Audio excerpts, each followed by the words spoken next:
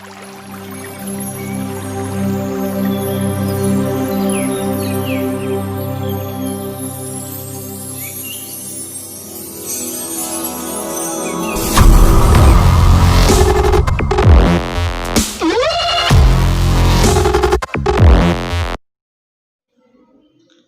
நான் குமார்.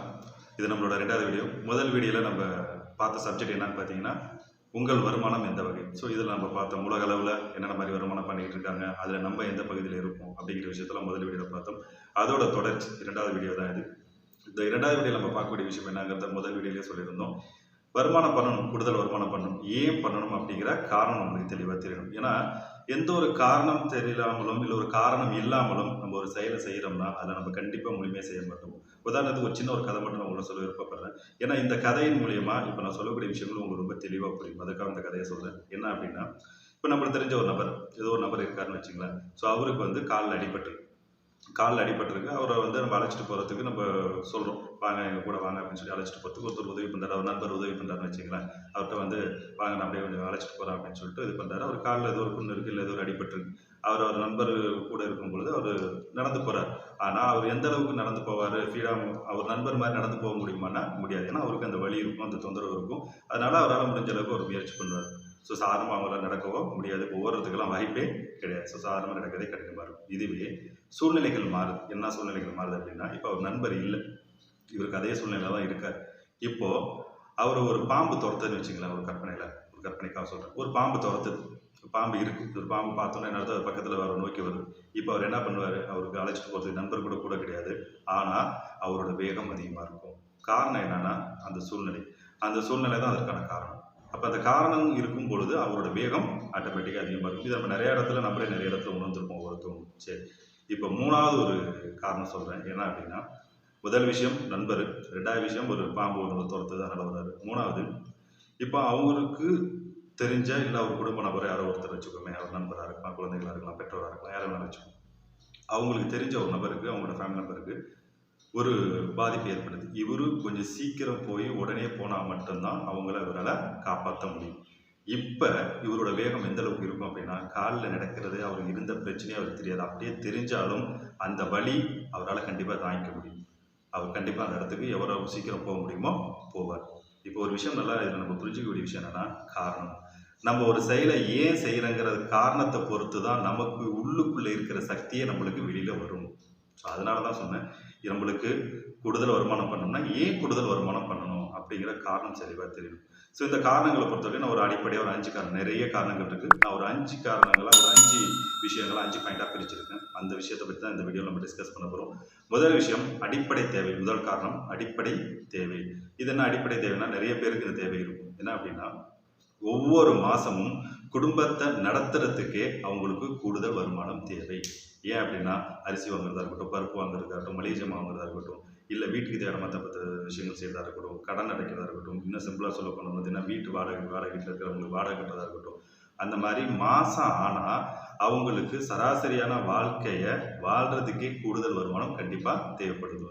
அந்த மாதிரி நபர்கள் நிறைய இருக்காங்க. அவங்களுக்குலாம் யூஸ்ஃபுல்லாக இருக்கிறதுக்காக தான் இந்த வீடியோ நம்ம போஸ்ட் பண்ணுறோம். ஸோ முதல் விஷயம் என்னன்னு பார்த்தீங்கன்னா, அடிப்படை தேவை. ஸோ அந்த மாதிரி ஒரு காரணம் இருந்தால் அந்த காரணத்தை சரி பண்ணுறதுக்காக நம்ம இந்த வேலையை எடுத்து செய்யும் பொழுது, ஒரு செயலை மாற்றணும் அப்படிங்கும் பொழுது, எதுவாக இருந்தாலும் நம்மளோட ஃபுல் பவர், ஃபுல் எனர்ஜி நம்மளுக்கு அதில் கிடைக்கும். ஸோ அடுத்தது 2வது அடிப்படை கடமைகள்.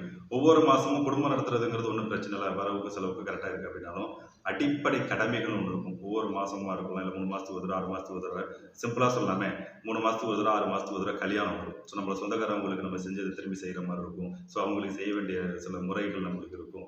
இன்னும் சொல்லப்போனால் வருஷத்துக்கு ஒரு தடவை பிள்ளைகளுக்கு ஃபீஸ் கட்டுறதா இருக்கட்டும், பெற்றோர்களுக்கு நம்ம செய்ய வேண்டிய கடமைகளாக இருக்கும், இந்த குழந்தைகளுக்கு நம்ம செய்ய வேண்டிய விஷயங்கள், இந்த மாதிரி அடிப்படை கடமைகள் அப்படிங்கிறது சில விஷயம் இருக்கும். அப்போ அதை செய்கிறதுக்கே நம்ம என்ன பண்ணுவோம் அப்படின்னா, சில நபர்களுக்கு சில காலகட்டத்தில் மேக்சிமம் என்ன நடக்கும் அப்படின்னா, அதுக்கான வருமானம் இருக்காது. அப்போ அந்த இடத்துல ஏதோ ஒரு கடன் வாங்குற மாதிரி ஒரு சூழ்நிலைகள் இருக்கும்.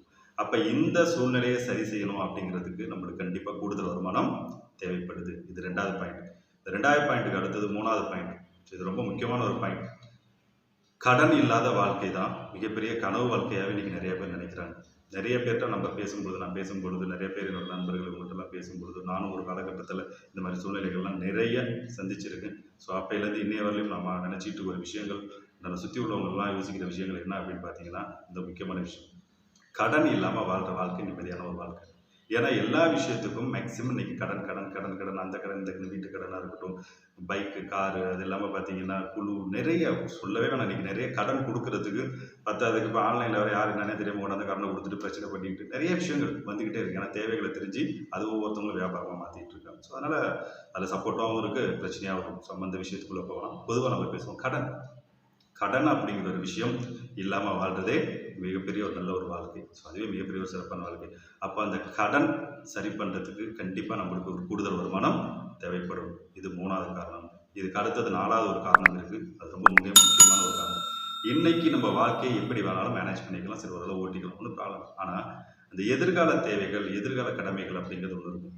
இப்போது குழந்தைங்களோட படிப்பாக இருக்கலாம், குழந்தைங்களுக்கு கல்யாணம் பண்ணுறதா இருக்கலாம், இல்லை பெற்றோர்களுக்கு நம்ம செய்ய வேண்டியதாக இருக்கலாம், இல்லை எதிர்காலத்தில் நம்ம வேலையை நிறுத்தினதுக்கப்புறம், நம்ம வருமானத்தை நிறுத்தினதுக்கப்புறம் நம்மளுக்குன்னு தேவைப்படக்கூடிய ஒரு சேவிங்ஸ் அமௌண்ட்டாக இருக்கலாம், நம்மளுக்குன்னு ஒரு அமௌண்ட் சேவிங்ஸ் பண்ணுறதா இருக்கலாம், சேமிப்பு ஓரளவு எடுத்து வைக்கிறது, இந்த மாதிரி பல காரணங்கள் இருக்குது எதிர்கால தேவைகள். அப்போ இந்த தேவைகளுக்காக தான் நம்ம ஒவ்வொருத்தவங்களும் ஒவ்வொரு இலவை பார்த்துட்ருக்கோம். அப்போ அதுக்கான விஷயம் கிடைக்குதா அப்படிங்கும் பொழுது, இல்லைங்கிற ஒரு சூழ்நிலை வரும்பொழுது கண்டிப்பாக நம்மளுக்கு கூடுதல் வருமானம் வேணும். ஏன்னா இன்னைக்கு விதைக்காம அன்னைக்கு போய் நம்ம அறுவடை பண்ண முடியுமானா என்றைக்குமே முடியாது. விதைச்சா மட்டும்தான் அறுவடை பண்ண முடியும். 2021 நம்ம இருக்கோம். அட்லீஸ்ட் 2031 நம்ம மாற்றம் ஏற்படனாலும் இன்னையிலேருந்து அதுக்கான ஒரு விதையை விதைக்க ஆரம்பிச்சிடணும். ஸோ அதுக்கான தேடுதல் இருந்து இன்னைக்கு அது ஏதோ ஒரு விஷயத்தை நம்ம செய்ய ஆரம்பிச்சா கூட, ஸோ அடுத்த வருஷம் 5 வருஷத்துல, 10 வருஷத்துல, 15 வருஷத்துல, 20 வருஷத்துல, 30 வருஷம் இருக்கட்டும், 40 வருஷம் ஆகட்டும், ஆனால் அதுக்கான பலனுங்கிறது கண்டிப்பாக இருக்கும். அப்போ அந்த எதிர்கால தேவைகள் சரி பண்ணணும் அப்படிங்கிற ஒரு 4வது காரணம், முக்கியமான காரணம். இதையும் தாண்டி ஒரு காரணம் இருக்குது. அது 5வது காரணம். அந்த காரணம் அப்படிங்கிறது ஒவ்வொரு நபருக்குள்ளேயுமே இருக்குது. ஒவ்வொருத்தவங்களுக்கும் இந்த விஷயம் இருக்குது. ஆனால் நிறைய பேருக்கு இது மறத்தோ போய் இருக்கக்கூடிய ஒரு சூழ்நிலை இருக்குது. கனவு வாழ்க்கை.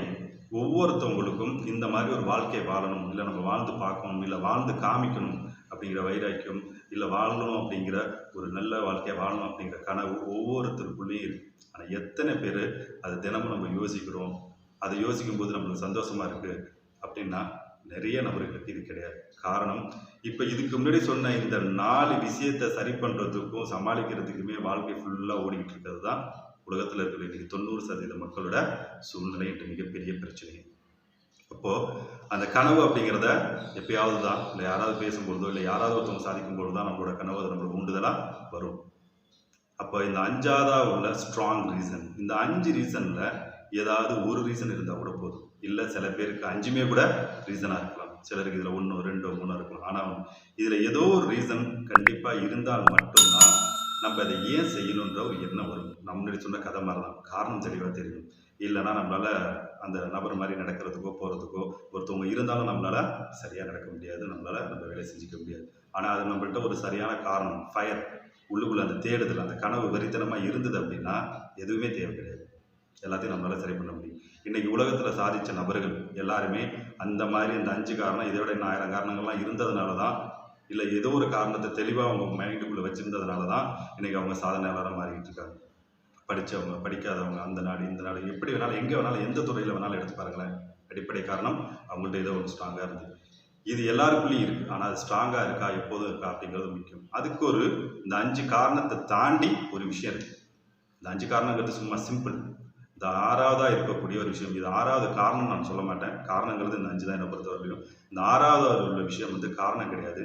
என்ன விஷயம் அப்படின்னா, இந்த சூழ்நிலையை, அதாவது இந்த மாதிரி இருக்கக்கூடிய இந்த 5 காரணங்களில் ஏதோ ஒரு காரணங்களாக இருக்கலாம், இந்த 5 காரணங்களாக கூட இருக்கலாம், 5 சேர்த்து கூட இருக்கலாம். இதை நீங்கள் தான் மாற்றி ஆகணுன்ற எண்ணம் உங்கள்கிட்ட இருக்கா? நீங்கள் தான் மாற்றி ஆகணுன்ற சூழ்நிலையில் நீங்கள் இருக்கீங்களா? 2 கேள்வி வித்தியாசமானது.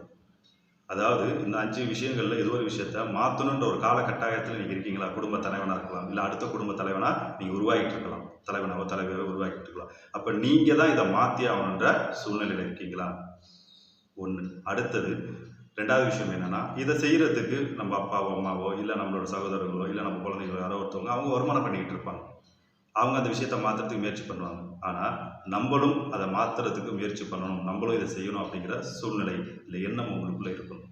இந்த 2 விஷயம் ஒருத்தவங்களுக்கு இருக்குது அப்படின்னா கண்டிப்பாக ஆட்டோமேட்டிக்காக எல்லா விஷயமும் தன்னால் வரும். ஏன்னா இன்றைக்கி நிறைய பேர் செய்யக்கூடிய விஷயங்கள் என்னென்னா, மாற்ற வேண்டிய சூழ்நிலை இருக்குது, மாற்றணுன்ற பொறுப்பும் இருக்குது, இல்லை மாற்றணுன்ற எண்ணமும் இருக்கும். ஆனால் அதை மாற்றுறதுக்கு முயற்சிகள் ரொம்ப குறைவாக இருக்கும். காரணம் ஒரே விஷயம், அதுதான் நம்மளோட அடுத்த தலைப்பு. என்ன அப்படின்னா, என்னால் முடியுமா, என்னால் மாற்ற முடியுமா, என்னால் சரி செய்ய முடியுமா அப்படிங்கிற மிகப்பெரிய ஒரு கேள்வி. இந்த கேள்விக்கான விடை தெரியாததுனால தான் உலகத்தில் இன்னும் 90% மக்கள் இந்த பக்கத்தில் இருக்காங்க. அதுக்கான ஒரு எஜுகேஷன் உலக அளவில் நிறைய இருக்குது, நம்மளை சுற்றி இருக்குது. வாய்ப்புகளும் கோடிக்கணக்கில் எண்ண முடியாத அளவுக்கு இருக்குது. ஆனால் அதை நம்ம பார்க்கறதுக்கு தயாராக இருக்குமாங்கிறது மட்டும்தான் கேள்வி. இந்த தலைப்பை பற்றி தான் அடுத்த வீடியோவில் நம்ம பார்க்க போகிறோம். தேங்க்யூ.